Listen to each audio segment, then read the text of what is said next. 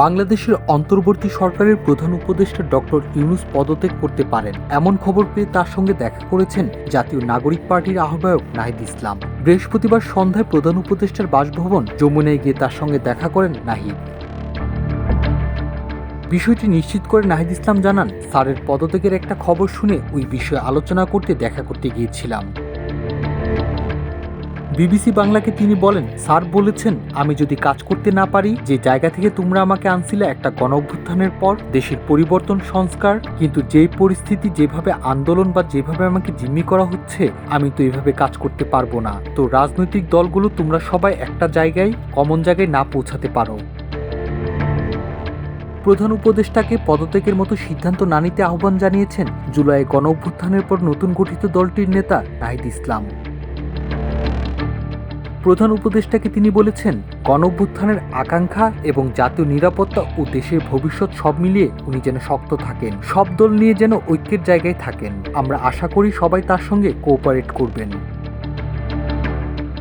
পদত্যাগের বিষয়ে প্রধান উপদেষ্টার এখনকার মনোভাবের বিষয়ে নাহিদ ইসলাম বলেন, এখন যদি রাজনৈতিক দলগুলো তার পদত্যাগ চায়, সে আস্থার জায়গা, আশ্বাসের জায়গা না পাইলে উনি থাকবেন কেন?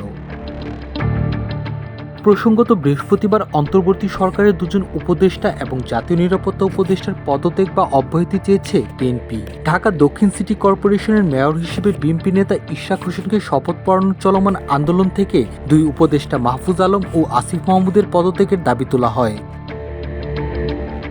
পরে সংবাদ সম্মেলন থেকে বিএনপি এই দুই উপদেষ্টা সহ জাতীয় নিরাপত্তা উপদেষ্টা খলিলুর রহমানেরও অব্যাহতি দাবি করে।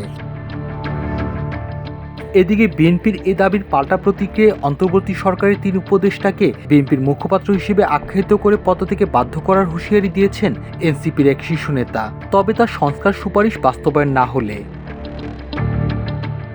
এই তিনজন হলেন আইন উপদেষ্টা অধ্যাপক আসিফ নজরুল, অর্থ উপদেষ্টা সালেউদ্দিন আহমেদ এবং পরিকল্পনা উপদেষ্টা ডক্টর ওয়াহিদউদ্দিন মাহমুদ। এরই মধ্যে বৃহস্পতিবার তথ্য উপদেষ্টা মাহফুজ আলম এক ফেসবুক স্ট্যাটাসে পূর্বের যে কোনো বিভাজনমূলক বক্তব্য ও শব্দচয়নের কারণে দুঃখ প্রকাশ করেছেন। মাল্টিমিডিয়া ডেস্ক, আমার দেশ।